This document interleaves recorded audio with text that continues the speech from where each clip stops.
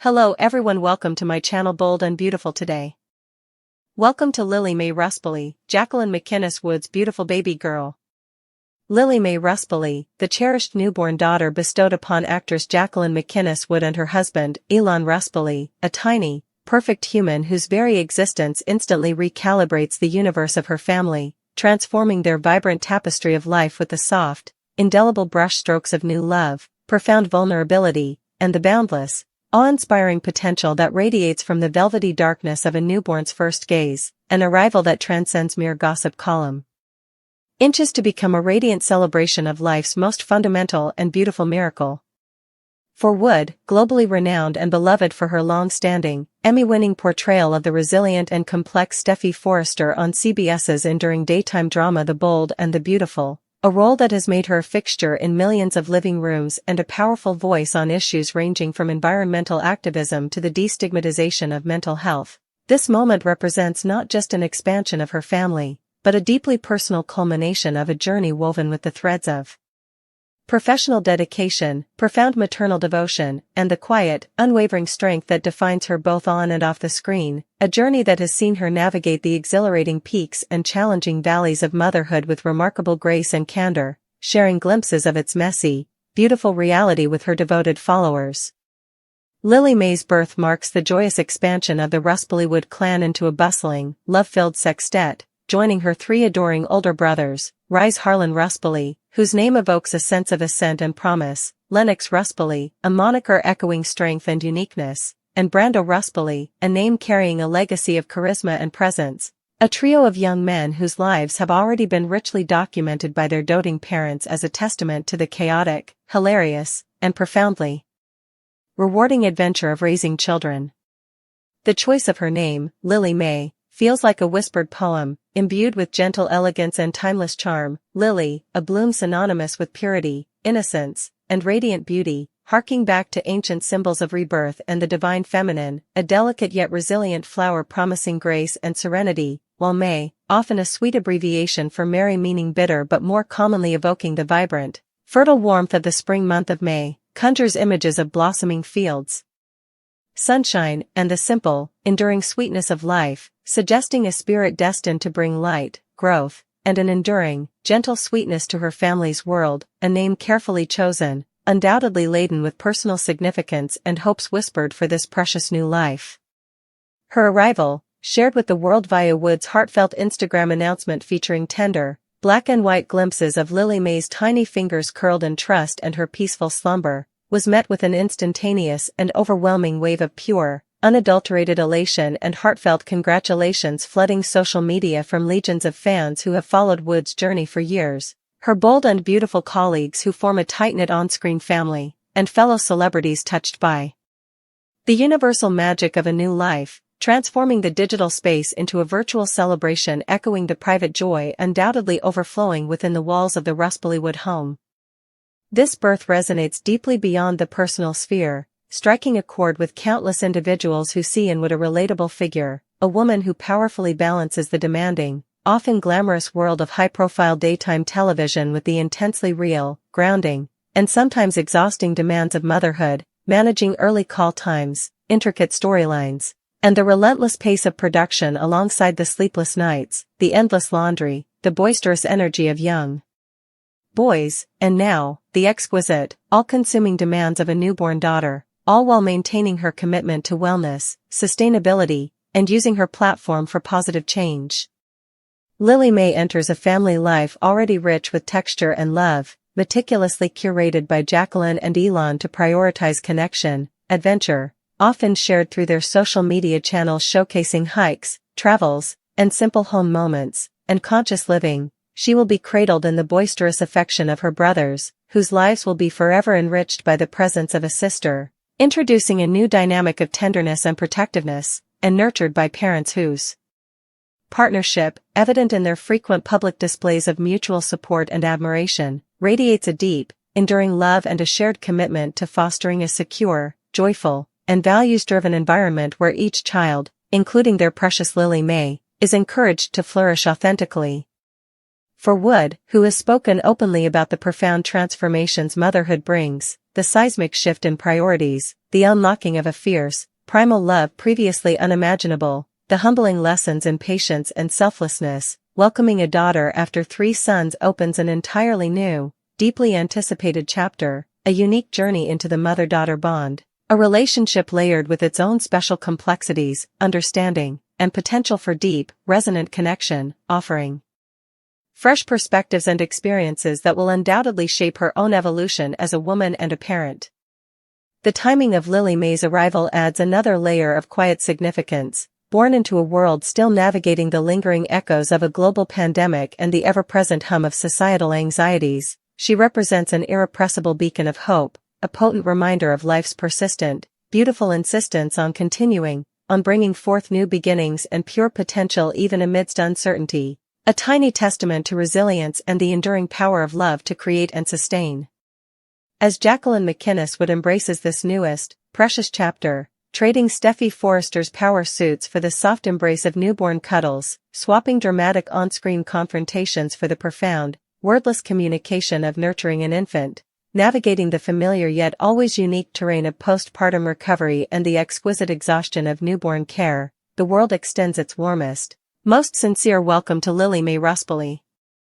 May her path be gently illuminated, her days filled with the unwavering love of her parents, the boisterous yet devoted protection of her brothers, the security of a warm and welcoming home, and the boundless opportunities that life offers. May she inherit her mother's strength, grace, and compassion, her father's spirit, and forge her own unique, brilliant identity. And may her arrival continue to remind us all of the quiet, extraordinary miracles that unfold every day, the miracle of a new breath, a first smile, a tiny hand grasping a finger, the infinite promise held within the arrival of a child, especially one as eagerly anticipated and profoundly cherished as Lily Mae Ruspoli, a brand new star now firmly and beautifully fixed in her family's loving sky. Welcome, precious Lily Mae, your story, intertwined with the love of your remarkable family, is just beginning, and the world, especially the hearts of your parents and brothers, is infinitely brighter with you in it. Steffi has undergone a significant transformation. We wouldn't have anticipated the way Steffi has evolved. Steffi has undergone a significant transformation. That is to say, Steffi Forrester is being kind for once rather than constantly criticizing other people and their choices. She is genuinely being kind to Hope and pretending that Sheila never attempted to shoot her a few years ago. This is obviously a character shift that nobody anticipated. The key query, though, is how long it will persist. Fans of B&B want to know that. Of course, there was a lot to say about the issue on the internet. The real Steffi is peeking out a bit because she called Pew Pew to come back from Paris to LA. Steffi knows this would upset Hope, some commenters have even said.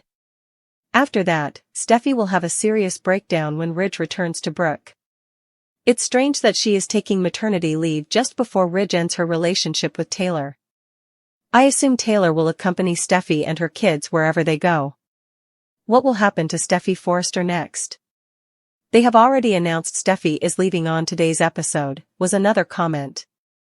To get away from the previous upheaval, she informed Liam that she was leaving and taking the kids with her. Taylor won't be going with her, in my opinion. They are undoubtedly exaggerating their Beach Ridge triangle now that Steffi is gone. However, don't worry. Will she return to her normal self after her maternity leave? As Finn finds a scratch behind the bandage, Liam's fog clears. Finn interrogates Liam Spencer. Following his surgery, Liam Spencer was driven home by Grace Buckingham on the Bold and the Beautiful.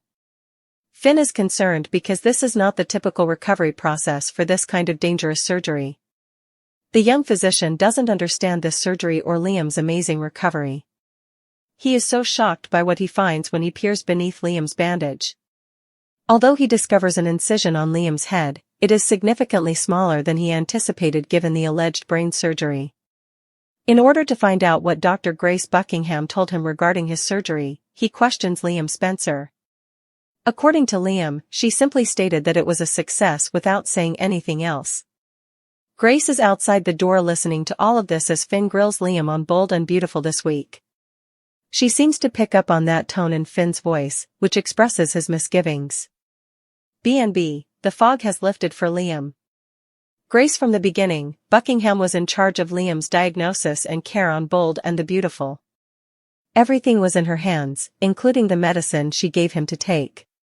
However, Liam started to feel lightheaded and dizzy over time, eventually collapsing. Everyone thought that these were signs of the illness. However, Liam's remarks this week provide yet more indication that he might not have ever had a tumor. Liam informs Finn that his feelings are exactly the same as they were before to receiving the diagnosis. It sounds like Liam was receiving medicine from Grace to simulate the symptoms that would be expected as the tumor progressed. Liam Spencer is feeling normal now that the fog has passed, and Finn is beginning to suspect that the Spencer youngster was never ill in the first place. Brave and lovely, when Grace becomes enraged, should she fight or run? Grace's responses to inquiries on Liam Spencer's surgery were already evident. She blew her stack when she was recently questioned by Bridget Forrester on Bold and Beautiful. After becoming irate, she refrained from responding to any of Bridget's queries. Similar to Finn's current experience on The Bold and the Beautiful, Bridget was overcome with skepticism as a result of this reaction. Will Grace go away, or will she come out with a defense now that she knows Finn is after her? This plot is far from finished. Why Grace needed the $1 million she allegedly stole from Bill Spencer is unknown. She might be saved once the cause is known. That is, if she had to do this for some horrifying reason. However, there will probably be a twist in the CBS soap opera that either convicts or redeems Grace Buckingham. Liam Spencer, pale and bandaged, wasn't convalescing under the watchful eyes of neurologists or surgical nurses, but rather whisked home at the direct, almost imperious, order of Dr. Grace Buckingham mere hours after what was billed as a life-or-death, highly invasive brain surgery. This radical deviation from standard medical protocol, bypassing critical post-operative monitoring for such a risky procedure, ignited an immediate and profound alarm in Dr. John Finn Finnegan. His medical training screamed that something was fundamentally wrong. The speed of discharge felt less like a miracle and more like a dangerous cover-up, a sentiment amplified by the complete lack of detailed surgical reports or coherent explanations from the enigmatic Dr. Buckingham. Finn's unease wasn't mere professional caution, it was a gut-deep conviction that the narrative surrounding Liam's sudden terminal diagnosis and equally sudden cure was unraveling at the seams. The opportunity to personally assess Liam at home wasn't just a house call, it was an investigation, a chance to peel back the layers of secrecy Grace had meticulously wrapped around Liam's condition. With careful, deliberate hands, Finn gently lifted the edge of the bandage adorning Liam's skull, bracing himself for the expected evidence of a significant craniotomy, the large, telltale incision required to access the depths of the brain. What met his eyes, however, wasn't confirmation, but the catalyst for a seismic shift in the entire narrative. The incision was startlingly small, minimal, almost superficial. This wasn't the scar of a complex tumor resection, it was, at best, consistent with a minor procedure, perhaps a biopsy, utterly incongruous with the catastrophic brain surgery Grace Buckingham claimed to have heroically performed. This single, stark piece of physical evidence transformed Finn's simmering suspicions into cold, hard certainty. Liam Spencer had not undergone the surgery Grace described. The meticulously constructed facade of Liam's illness and miraculous recovery had just developed its first, undeniable crack, visible right there beneath the gauze. Finn, his mind racing with the implications of the undersized incision, shifted his focus from physical evidence to Liam's subjective experience. His questions became sharper, more probing, cutting through the lingering haze of Liam's ordeal. Liam, Finn asked, his voice steady but charged with urgency, what exactly did Dr. Buckingham tell you about the surgery? The details, the risks, what she found? Liam's response, delivered with a bewildered innocence that only heightened Finn's dread, was chilling in its simplicity. Grace had told him virtually nothing. No specifics, no technical jargon, no discussion of the procedure's complexity. Just the repeated, almost mantra-like assurance, it was a success. You're cured.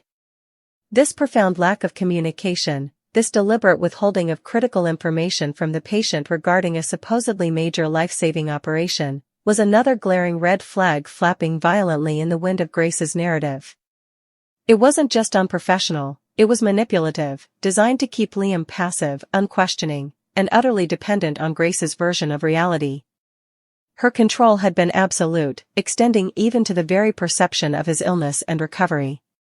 As Finn pressed further, meticulously reconstructing Liam's timeline of symptoms, the debilitating dizziness, the terrifying collapses, Liam offered a revelation that struck Finn like a physical blow. "You know, Finn," Liam murmured, a note of bewildered clarity entering his voice, "I feel exactly like I did before all this started. Before the diagnosis." This simple statement was the final, damning piece of the puzzle clicking into place. Liam wasn't describing the fragile recovery of a brain surgery patient, he was describing the abrupt cessation of symptoms that had plagued him only after Grace entered his life and began dispensing medication. The chilling implication was now undeniable: Grace Buckingham hadn't been treating a tumor, she had been simulating one. The medication she so carefully administered wasn't combating disease, it was inducing it. The dizziness, the weakness, the collapses, symptoms perfectly mimicking the progression of a growing brain tumor, were likely iatrogenic, deliberately caused by the very doctor entrusted with Liam's care. The fog that had clouded Liam's mind, sapped his strength, and convinced him and his loved ones of his impending mortality wasn't the result of malignant cells, but of carefully calibrated chemical manipulation. With Grace's influence removed, her medication stopped, Liam wasn't healing from invasive surgery, he was detoxifying from a poison, emerging from an artificially induced nightmare back into his own healthy reality. The fog hadn't lifted because a tumor was removed, it lifted because the cause of the symptoms, Grace Buckingham and her drugs, had been removed. Finn, standing before a man rapidly regaining his true self, saw not a medical miracle, but the horrifying evidence of a meticulously executed medical fraud. The small incision was the physical proof, Liam's returning clarity and health were the living testimony. Meanwhile, hovering outside the door of Liam's room like a malevolent shadow, Dr. Grace Buckingham became an unwilling audience to her own unraveling. She heard the shift in Finn's tone, the professional concern hardening into unmistakable suspicion, the pointed questions dissecting her actions and Liam's inexplicable recovery. She heard Liam's own dawning realization, his voice gaining strength as he articulated feeling normal again. That specific tone in Finn's voice, the one cutting through platitudes and demanding truth, was a sound Grace recognized intimately, a sound that had recently triggered her explosive confrontation with Bridget Forrester. Bridget's earlier, entirely reasonable medical inquiries had been met not with professional discourse, but with a volcanic eruption of defensive fury followed by a strategic retreat into silence. That disproportionate, unprofessional reaction hadn't quelled Bridget's doubts, it had poured gasoline on them, branding Grace with the mark of guilt. Now, hearing that same probing, skeptical tone emanating from Finn, Grace knew the precarious house of cards she'd built was trembling. Finn wasn't just asking questions, he was connecting dots, armed with Liam's testimony and the damning evidence of the incision. The realization that another doctor, one with direct access to the patient and a personal stake in the Spencer family, was actively investigating her, pierced Grace's carefully maintained composure. The fight-or-flight instinct, so visibly triggered with Bridget, surged within her again. The walls were closing in, and her carefully orchestrated deception was crumbling faster than she could patch it. What remains shrouded in the thickest fog is Grace Buckingham's ultimate motive. Why orchestrate this elaborate, dangerous charade?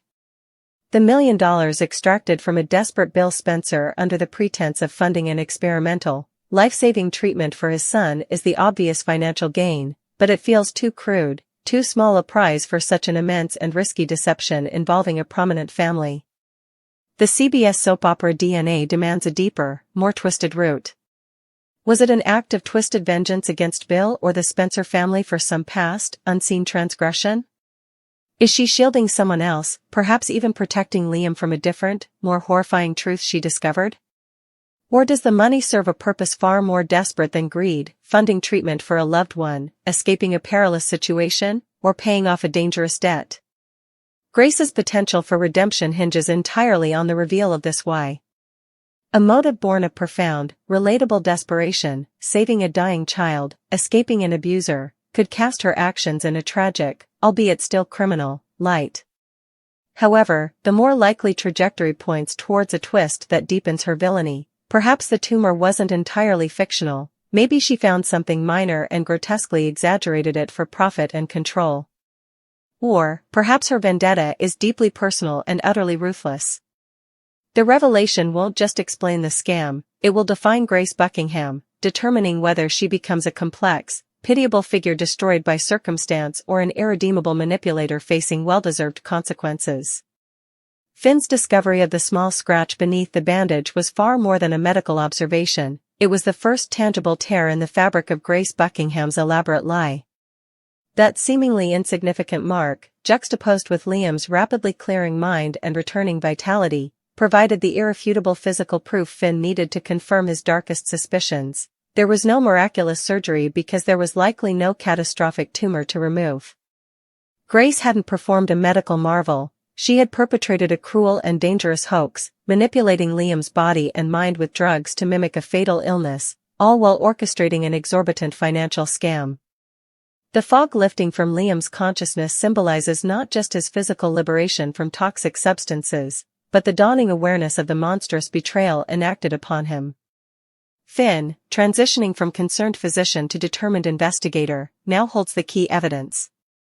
Yet, the danger is far from over. Grace Buckingham, cornered and exposed by the very voices she tried to silence, Liam's newfound clarity and Finn's relentless questions, stands at a precipice. Her history of volatile defensiveness suggests a fierce, potentially destructive fight is imminent. Will she unleash a new wave of manipulation, perhaps targeting Finn or Liam's fragile state? Or will the exposure trigger a panicked flight, abandoning the wreckage of her scheme? The million-dollar question, the reason behind the risk, looms largest, promising a twist that will either evoke a sliver of tragic understanding or cement Grace's place as one of the bold and the beautiful's most calculating villains. Liam's fog has lifted, revealing the stark landscape of deception, but the storm clouds of Grace's desperation are only now gathering, threatening a confrontation that will reveal the true cost of her million-dollar lie.